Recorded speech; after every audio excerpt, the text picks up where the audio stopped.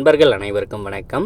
சற்றுமுன் வெளியான அறிவிப்பு, அதாவது வங்கிக் கடன் பெற்றவர்களுக்கு பார்த்தீங்கன்னா ஒரு குட் நியூஸ் ஒன்று வெளியாகிருக்கின்றன. ஸோ அதை பற்றின தகவலை தான் நம்ம பார்க்க போகிறோம். அதுக்கு முன்னாடி நம்ம சேனலில் சப்ஸ்கிரைப் பண்ணாதவங்க சப்ஸ்கிரைப் பண்ணிக்கோங்க.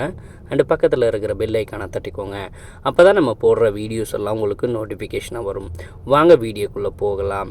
ஸோ இப்போ பார்த்தீங்கன்னா 25 மில்லியன் ரூபாவிற்கு குறைவான கடனை பெறுபவர்களின் 99% பேர் வங்கிகளுடன் தங்கள் கடனை பற்றி மீண்டும் பேச்சுவார்த்தை நடத்தி பணம் செலுத்தும் திட்டத்தை மேற்கொள்வதற்கு 12 மாத கால அவகாசத்தை அரசாங்கம் வழங்கியுள்ளது. அதாவது பார்த்தீங்கன்னா மத்திய வங்கியின் தரவுகளின்படி 25 முதல் 50 மில்லியன் ரூபாய் வரையிலான கடனாளிகளுக்கு 9 மாத கால நீட்டிப்பும் ஏனைய கடனாளிகளுக்கு 6 மாத கால நீட்டிப்பும் வழங்கப்பட்டுள்ளது. அதாவது பரேட் சட்டத்தை நடைமுறைப்படுத்தும் திகதியை ஒத்திவைப்பதற்கு பதிலாக இந்த நீண்ட கால பிரச்சினைக்கு ஏற்றுக்கொள்ளக்கூடிய தீர்வுகள் காணப்படுவதை உறுதி செய்வதற்காக அரசாங்கம் பங்குதாரர் குழுக்களுடன் கலந்துரையாடல்களை நடத்தியுள்ளது.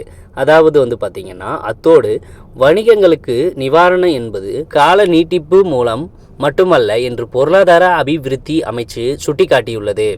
ஸோ இப்போ பார்த்தீங்கன்னா அரசாங்கத்தால் முன்மொழியப்பட்ட மற்றும் மத்திய வங்கியால் செயல்படுத்தப்பட்ட நிவாரண தொகுதியில் குறைந்த வட்டி விகிதங்கள், திருப்பி செலுத்தும் காலத்தை நீட்டித்தல், கடன் மதிப்பீடுகளில் தளர்வு மற்றும் மதிப்பீட்டு சர்ச்சைகளை தீர்ப்பதற்கான வெளிப்படையான பொறிமுறையை வழங்குதல் போன்ற பல முக்கியமான நடவடிக்கைகளும் அடங்கும். அது மட்டும் இல்லாமல் பொருளாதாரத்தில் சிறு மற்றும் நடுத்தர நிறுவனங்களில் செயலுக்குமான பங்களிப்பு உறுதி செய்வதே இந்த நிவாரண நடவடிக்கைகளின் முக்கிய நோக்கம் என்று அமைச்சு மேலும் தெரிவித்துள்ளது.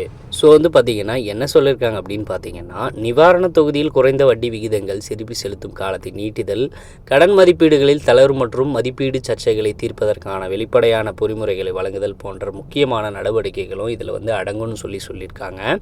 அது மட்டும் இல்லாமல் பொருளாதாரத்தில் சிறு மற்றும் நடுத்தர நிறுவனங்களில் செயலுக்குமான பங்களிப்பு உறுதி செய்வதே இந்த நிவாரண நடவடிக்கைகளின் முக்கிய நோக்கம் அப்படின்னு சொல்லியிருக்காங்க.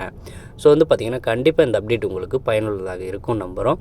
உடனுக்குடன் நம்மளுடைய அப்டேட்ஸ் எல்லாம் தெரிஞ்சுக்கணும் அப்படின்னா நம்ம சேனலோடு தொடர்ந்து இணைந்திருங்கள். நன்றி, வணக்கம்.